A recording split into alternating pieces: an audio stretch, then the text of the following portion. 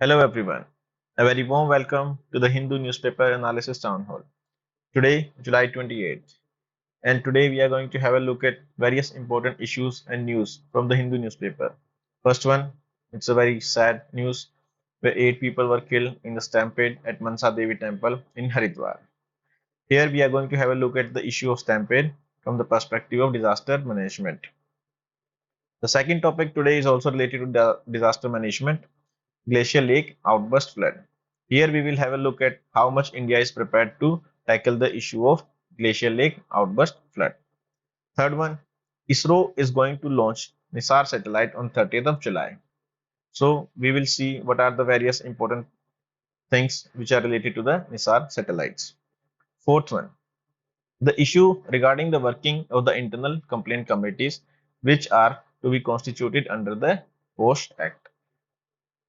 Fourth one, yes, France president has called for recognition of Palestine as a state, that is as a country. So we will have a look at this also. First one, 8 people killed in stampede at Haridwar. Yesterday only, because of the rumors, yes, rumors are a big cause behind stampedes due to snapped electric lines. So this temple is situated above 1770 feet above the sea levels on the Shivalik hills. Okay, this is a sad news, but from here we are going to have a look at the stampede and what are the various issues and provisions regarding stampede management in India. Firstly, what is stampede? How you will define stampede? Stampede is basically the impulsive mass movement of crowd. Impulsive. This is not planned. This is not done consciously. This is impulsive, which leads to disruption of orderly movement. Earlier, a movement, that is the people's movement, was orderly. Now it becomes disrupted, which causes injuries and fatalities. Okay, this is the definition of stampede, and there are various key terms like impulsive mass movements, disruption, causing injuries and fatalities. In the recent, we have seen so many stampede cases in India, like this Haridwar case. Then also Mahakumbh, the stampede happened where so many people died. Then RCB won IPL for the first time, and then Victory Parade and this stampede. So various stampede we have seen, so it becomes a very important issue from the exam point of view.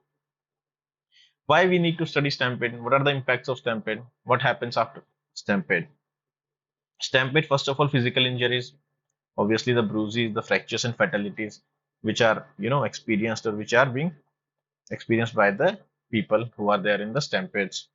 Secondly, psychological trauma like PTSD, post traumatic stress disorder. Post traumatic, because people face traumas after the event also. People face traumas for a long time. Anxieties, depressions, those who survive and those who have experienced the stampede, they face these issues for a very long period of time. Then social implications. For example, this incident happened at the temple.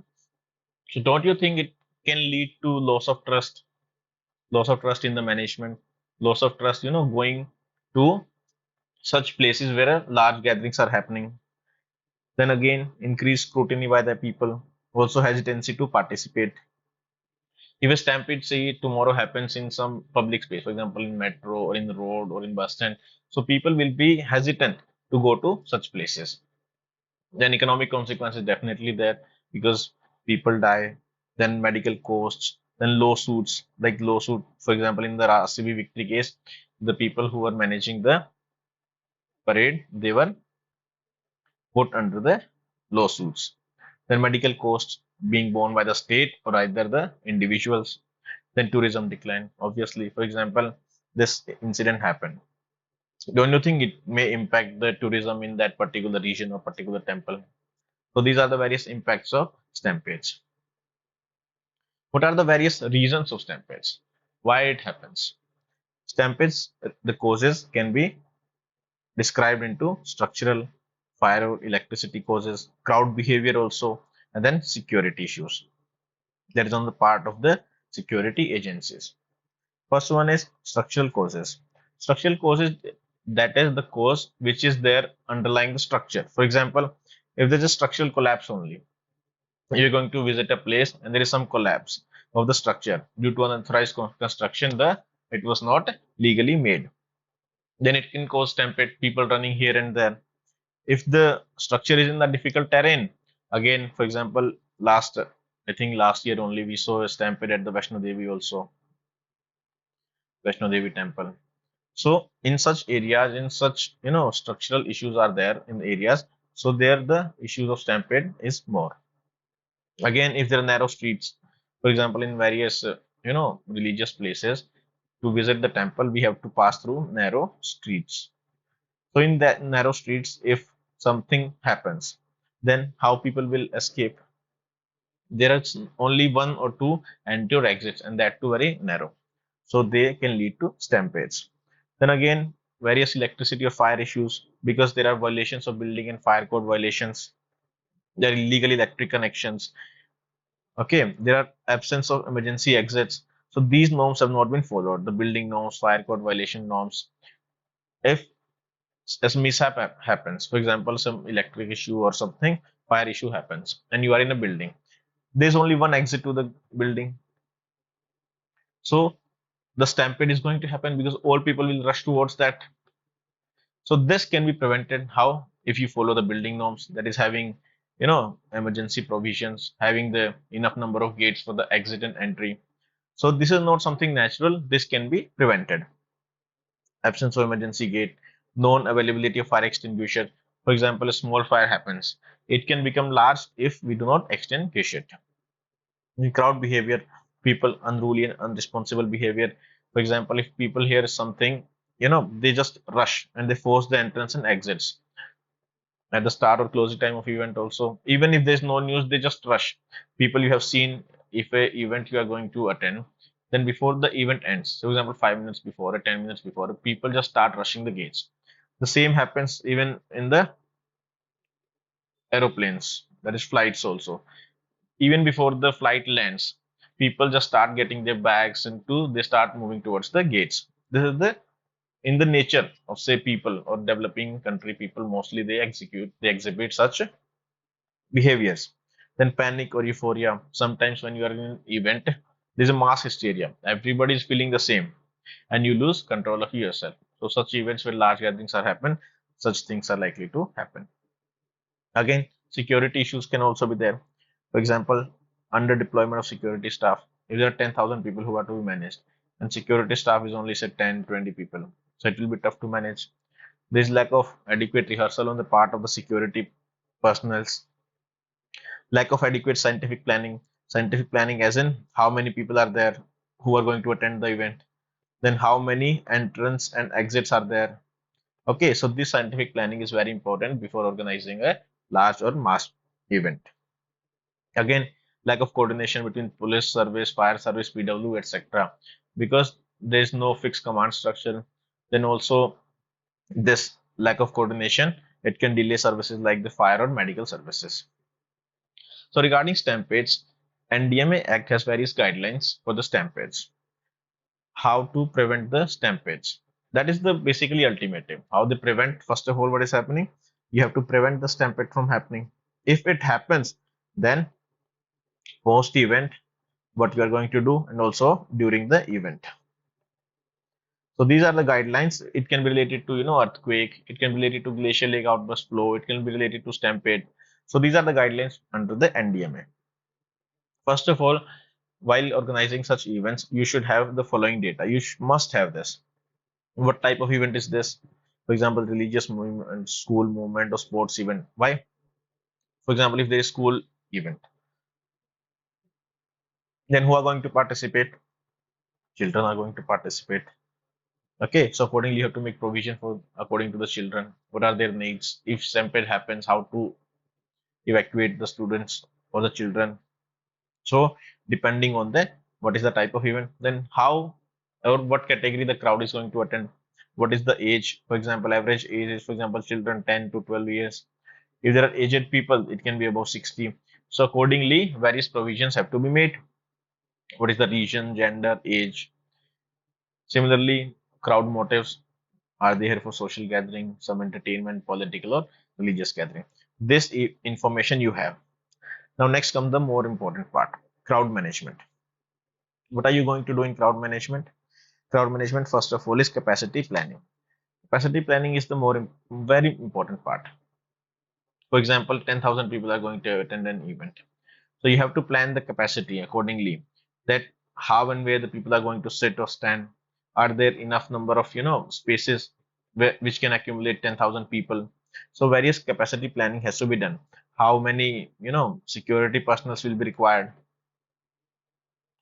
So it has to be done. Then the risk assessment in a place where the event is going to happen. You have to assess the risk. Assess the risk as in you have to predict, or beforehand you have to check what can happen and where it can happen. So you have to look for what are the various choke points. For example, this is a room and there's only this one exit, so you have to look at what is the various choke point. What are the areas which is going to be high density? For example, if a concert is happening, this is the singer or the performer, so people standing here, people can run towards him. So you have to manage and plan everything. What is the high density area? What are the various choke points? Then improved preparedness planning. What you do in this, here you should have protocols for like emergency services. For example, if emergency comes, then what are you going to do? What should be the protocol? Medical aid, if it is required, what are you going to do there? How much medical support you have already ensured? Then how the communication is going to be happen between the stakeholder and also the crowd which is at the stake. Then if the stampede happens, then how you are going to evacuate the people. So all this improved preparedness planning must be there before an event is organized. Then incidents response. This is you have to do before the event, before the stampede happens. If the stampede happens, what will you do? Your primary duties during that time would be how to minimize the casualties. So you should plan it. Then during the event, that is during the stampede, what is going to be the command structure? Who will give the commands? Who will follow the commands? Whether they will be, interpret the commands. Then during that time, what crowd dispersal techniques will be followed? So all these things have to be planned. These are the things which are to be done if stampede happens. So during the period of stampede, all these things you should plan. Then capacity building of the training staff, volunteers, or NGOs who are helping in organizing the event. So the capacity building should be done. Then regarding the venue, what is the public, private, how is it permanent, temporary, hilly, plain area? Accordingly, the safety measures have to be ensured. Then community participation should be there. Community participation is in the stakeholder involvement. That is NGOs, people in the neighborhood. Well, if the stampede happens, how you are going to take help of these people, or how you are going to ensure the safety of these people? So all these things you have to take into consideration. This is the guidelines for the stampede. So this much is enough for the mains exam. If in the exam question comes on stampede, you write the causes. You can also make diagrams like this. You write the definition, impacts briefly through diagrams, and mention these guidelines or make this chart. You will get very good marks. So this is it for the stampede. Yes, next is how is India preparing against glacial lake outburst flood event? Basically, in this article, what we are going to have a look at is, first of all, the context to this is the Nepal, which experienced a GLO event on 8th of July, which even washed away a China-built friendship bridge. Then, with regards to India, first of all, nature क्या है इसका? GLOF risk for India. What is the nature? That is, what are the various type of GLOF? That is glacial lake outburst floods. What are the various types? And what is the issue in mitigating it or having reliable data to know the how much big the problem is? Then again, how India can reduce it or what India is doing and status of mitigation efforts. So let us start this. First of all, what is glacial lake outburst flow? Glacial lake outburst flood is it's a sudden massive release of water from a glacier lake. What is glacier lake? See, water lake we all know. Similarly, in the higher region, that is, if you go above 60° or 70° above the, on the latitudes, there the ice sheets are there. That is, glaciers are there. In the glaciers, there are lakes of glaciers only. There can be water and also ice. So in these lakes, these are called as glacial lakes. When sudden and massive release of water happens, it is called as GLOF. That is glacial lake outburst flood. How it can be caused? For example, this is the glacier. This is the glacier. Okay. Glacier retreat and expansion. For example, if temperature is increasing, summers are coming. So what will happen? Because of the sun, this region will melt. This is called as retreat of glacier. That is, glacier becomes this much. So this is the extra water which is there. Second, breakaway of natural marine dams. What is this? This is not marine, this is marine. Okay. What happens is this, when this happens, there are various, pebbles or cement, patthar यहाँ पे होते हैं. So when it goes, they make a natural dam. This is a natural dam, which the glacier forms. The water is stored there. This is the natural dam, which is formed by the pebbles, patthar, stones. If it breaks away natural dams, then again GLOF will happen. This water will rush. Avalanche or earthquakes, or landslide, they are a big factor behind glacial lake outburst flood. Again, heavy rainfall. If rainfall is heavy, high rainfall is there, then again the water quantity will increase and the volume will increase, therefore leading to higher chances of GLOF event. Okay, this is glacial lake outburst flood. So the context is the GLOF which happened in Nepal. Again, the bridge has gone, and there is higher risk of the life and property in the Greater Himalayas. We all know. Greater Himalayas has 28,000 glacial lakes. This Himalayan region. Indian Himalayan region is 11 river basins and 28,000 glacial lakes. So this region is very much prone to glacial lake outburst floods. So increased life to threatening life and property. These are the various events or examples which has happened in the last 10-20 years in the Nepal or in the Himalayan region of glacial lake outburst flood. The glacier, which was earlier 63 hectare a day before, it decreased to 43 hectare. And the main thing is China has not acknowledged it. Yes, China has not acknowledged the event. But this fact clearly shows there was an event of glacial lake outburst flood. Okay, so China, Nepal, Bhutan, Sikkim region, India. So the cooperation regarding the transboundary rivers and the glacier, data is very important. So this cooperation needs to be built. Now let us come to the India's case. We have seen this Indian Himalayan region, how many glacial lakes are there and river basins. There are two types of glacial lakes, supraglacial and moraine dammed. What are these? This is supraglacial. This is glacier. In the glacier, there are depressions. In these depressions, when water is filled, this is called as supraglacial lakes. This is a lake. Next is moraine dam lake. What is the moraine dam lake? This is moraine dam lake. For example, this is the glacier, retreat of glacier, because this region melted. Now water is there. This is moraine dammed lake. These are the two types of lake. Supraglacial, formed in depression on glaciers from meltwater. They are highly prone to melting in summer months. Why? Because in summer months, when the glacier melts, the quantity, that is the volume of water in these, increases. Moraine dam lake, they are formed by melt water at the toe of a glacier. At the toe of a glacier. So these are the two kinds of of the glacial lakes. This can come in prelims. Okay. The 2/3 of the events, they are triggered by avalanche or landslides. Avalanche or landslide. These are the major causes behind the GLOF events. Okay, in India, this we discussed about Himalayan region, that is entire China, India, Tibet. But in India, only 7,500 glacial lakes are there, which are mostly above 4,500 meter in height. So why? What is the issue regarding this height? if the height is this much, then what is the season in which you can go there and do the surveys? You can collect the data. This very short window you get to collect the data.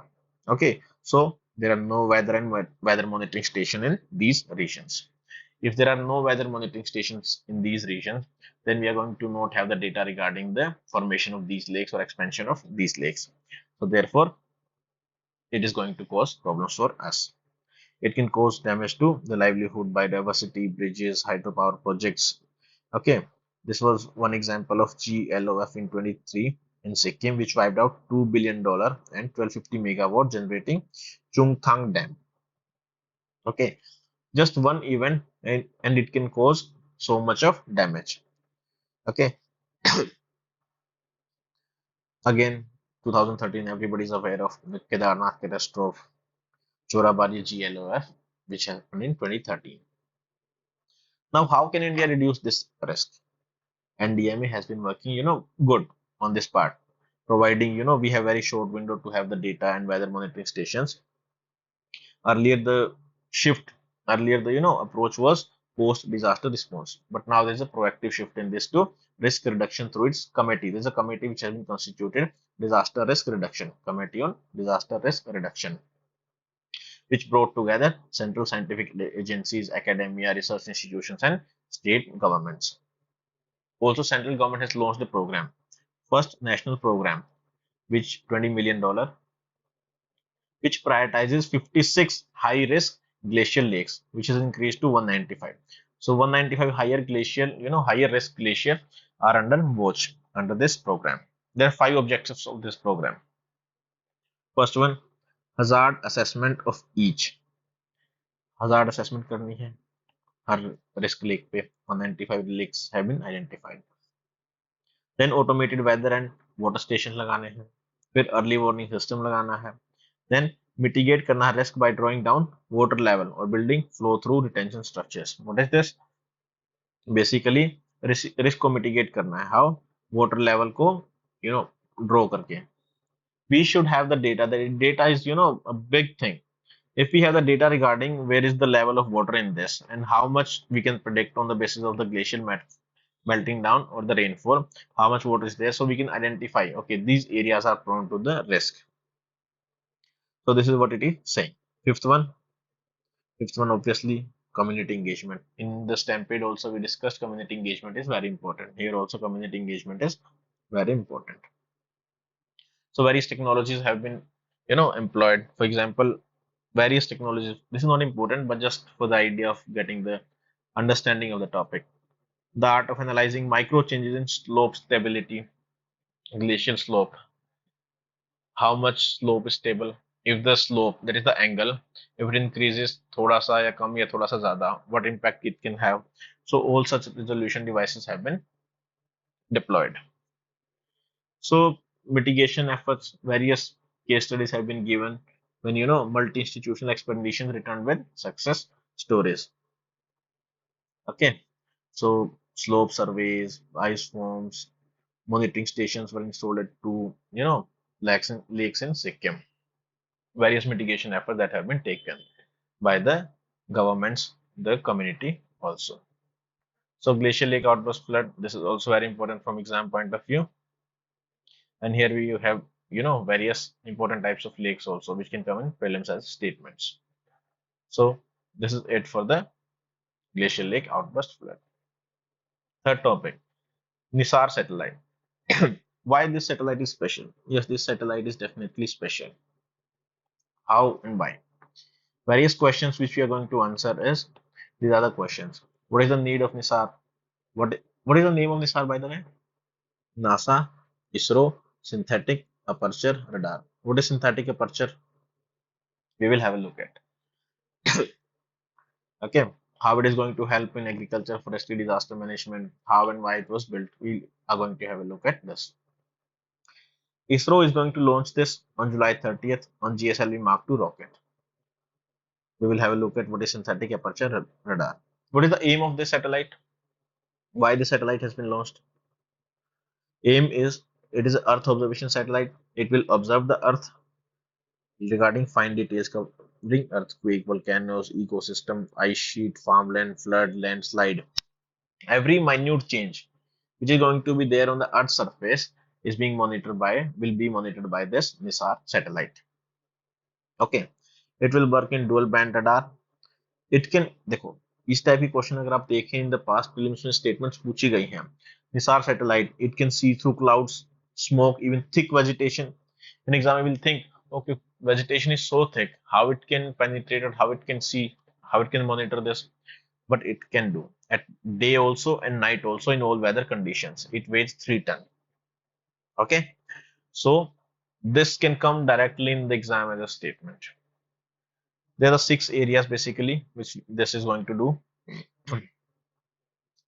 Solid earth processes, ecosystem, ice dynamics, coastal ocean processes, disaster response, and additional applications like it can track groundwater, oil reservoirs, infrastructure like dams. Okay, mission lifetime is 3 years. देखो, this data is very much important. Why? Earth surface is constantly changing. Natural disaster हैं, human driven changes हैं, environmental shifts हैं. So we need satellites which can provide us accurate data. If we have accurate data, we can plan accordingly the various policies which are required to be there. This is the importance of this. That is why it has been built. How it works? It will enter into a sun synchronous polar orbit. What is sun synchronous polar orbit? Sun synchronous orbit is basically, for example, if this is the sun, this is the satellite. Sun is rotating. Okay, this satellite, Earth is also rotating around the sun. Now, this satellite will always be facing the sun. How? For example, if there is sunlight in Paris, and if satellite is above, say, Delhi, it may not have the sunlight. So the sunlight will always be there on the satellite. It is, mid synchronous with the revolution of Earth around the sun as per the solar clock. The satellite will be above Paris if sun is there. If sun is in Delhi, satellite will be above Delhi.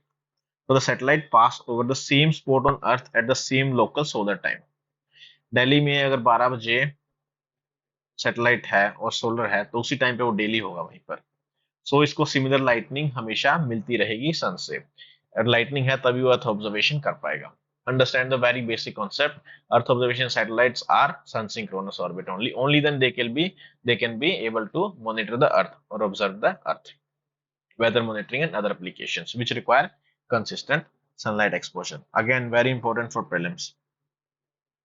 These very technicalities, no need to go in this much detail. Now the main thing that comes is what is synthetic aperture.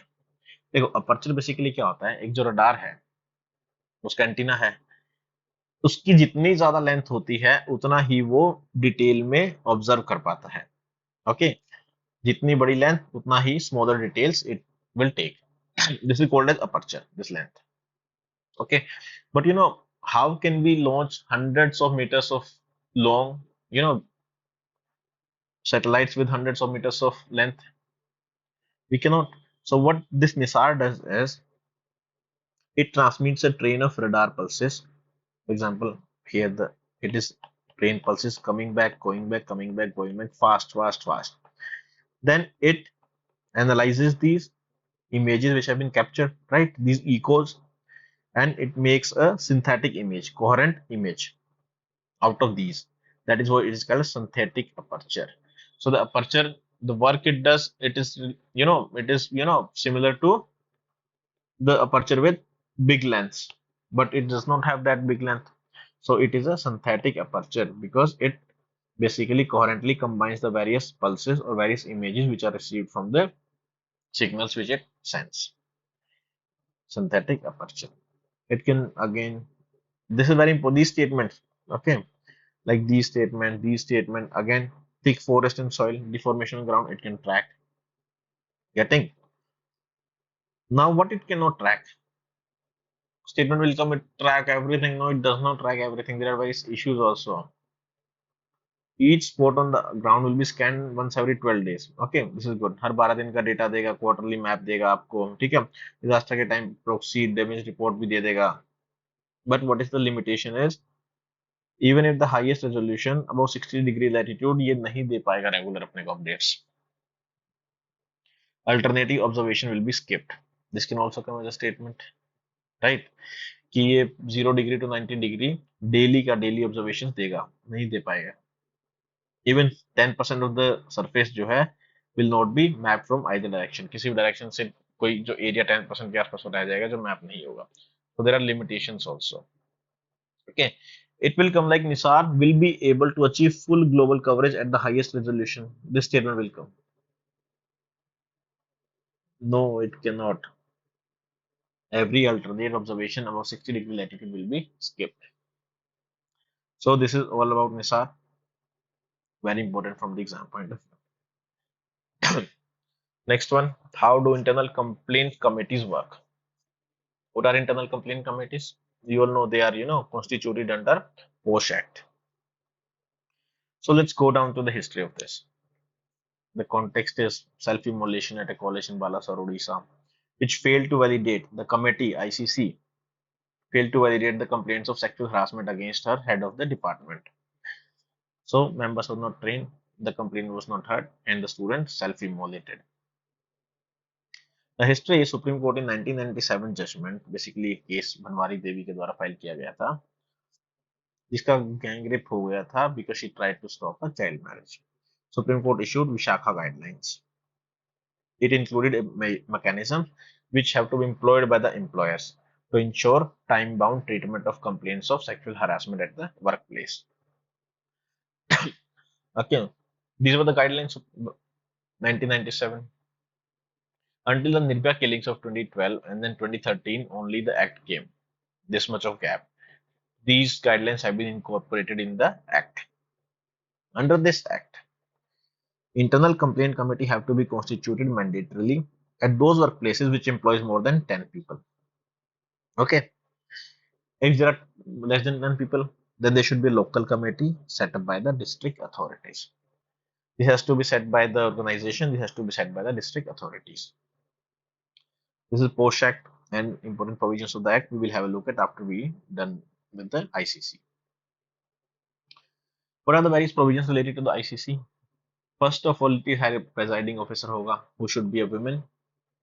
Then at least 2 more members होंगे जिनमें experience होगा related to legal knowledge हो, social work किया हो या women rights के लिए aware हो. One another member from the NGO. Okay, more than 50% of the members should be women only. Yes, more than 50% of the members should be women. Then how is the procedure? Aggrieved woman, for example, if woman has an issue regarding that she faced sexual harassment at the workplace, can complain in writing to the ICC or local committee. ICC in case of more than 10 employees, local committee in case of less than 10 employees. Time limit is also there, 3 months. That is the incident happens today. So in the next 3 months, you can file a complaint. Now the internal complaint committee has the power of civil court. That is, it can ask for evidences. Okay. The inquiry has to be completed in 90 days. So timelines are also there to file a complaint and to resolve the issue. Also, the law mandates the confidentiality. Okay. So these are the various provisions related to ICCs, but it has not been done. In Supreme Court also has some highlighted earlier about the sorry state of affairs regarding ICCs, serious lapses regarding constitution of internal complaint committees. District officer who are supposed to collect annual reports on compliance in sexual harassment cases in local committees. This has not been done. So various issues are there. First one is the constitution of the committee. It is not happening. Even if the constitution is happening, then the staff is not adequately trained. Employees are not aware of their rights. Okay. So these things are happening. POSH Act, it was enacted in 2013. Sexual harassment at workplace, Vishakha guidelines. India is also signatory to 𝐶EDAW, that is Convention on the Elimination of All Forms of Discrimination Against Women. India has ratified this also. So this law you can say is in consonance or coherence with the 𝐶EDAW. Important provisions are definition has been very expensive, like including physical contact, demand for sexual favor, any unwelcome physical, verbal or non-verbal conduct of sexual nature. It is the legal obligation on part of employers to prevent and prohibit sexual harassment at the workplace. ICC we have just read about it. More than 10 members, if employees are there, it should be constituted power of civil court. An employer must undertake awareness program providing safe work environment at the workplace. So these nitty gritties they can come in prelims exam. In main chances are less. Women rights or women harassment, workplace, the participation of women in formal workplace. Such question can come. So we can use them as points. And in prelims, these statements can come directly also. Okay. Next article, last article for today. State for the stateless. What is this? Stateless Palestine basically. Palestine issue. So Macron, the France president, he has said that they will recognize Palestine. Palestine as a separate nation. Basically, let's have a look at the map first. This is Egypt, this is Jordan, this is Syria, this is Lebanon. Now this is Israel plus Palestine. Arab world says this entire region is Palestine. West, which is led by the USA, this entire is Israel. But then there are regions like West Bank, okay, and Gaza. This is Gaza. This is the zoom in map of Gaza. Gaza and West Bank. This is constituted as basically understood as Palestine. And we all are aware of Israel attack on Gaza, which is continuously happening. So Israel wants the entire region, Arab world, Palestine, West, Israel. But there are various countries which look at the two-nation solution. That is, both the nations are there. That is, Palestine is there, Israel is there, and there should be demarcation of treaties of both the countries. Out of 193 members of the United Nations, 147 recognize the Palestinian state, including India. China, Russia also recognized it. But powerful Western nations which are close to Israel, like the US or the allies led by the US, they do not officially recognize it. But there is a transition, there is a shift going on. Since the attack of Gaza by the Israel, so the sympathy has grown for the Gaza people or the Palestinian people. Even in the West, the Europe, the change is very much visible. Last year, only Spain, Ireland, Norway, and Slovenia they recognized Palestine's independence. Now, France is also spoken about this. It will be the first G7 member to do so. Why France is doing it, by the way? Basically, France is not happy with US. Why? There are various issues going on. First one, trade deal, tariffs. France is not happy with the behavior of the President Trump. Imposition of tariff on the European Union as a whole. Second, 2 years back, I think 1.5 years back, there was this thing, AUKUS. Okay, what is this? Australia, UK, US, three countries. This grouping was made. Australia was in talk with France regarding nuclear submarines. Okay, then US entered. It made a partnership which was called as AUKUS. Australia, UK, US, where UK will provide Australia with the technology of a nuclear submarine. France is not happy. So this transition in shifting of the recognition of Palestinian as a separate state, it stems from various issues with the US also. Okay, these issues, have been going on since 5 years, more than that. And also the defense export, one issue there.